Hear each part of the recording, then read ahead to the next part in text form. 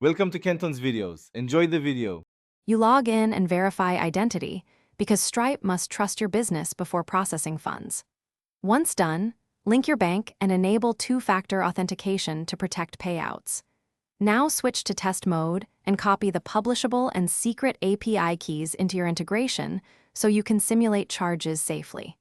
Make sure to record API keys in a secure vault and keep test cards handy. This first set of actions lets you build and validate flows without impacting real money.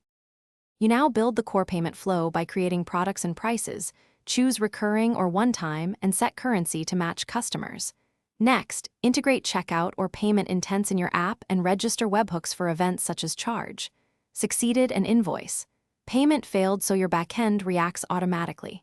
Configure tax rates, customize email receipts, and enable automatic retries for failed payments. Once integrated, run a suite of test transactions and webhook events to confirm idempotency and correct fulfillment before moving toward production. You're ready to go live. Swap test keys for live keys and validate webhook endpoints using real events. Monitor the dashboard for balances, payouts, disputes, and revenue reports to reconcile fees against your bank deposits. Make sure to set alert rules for failed payments and large disputes so you can act fast.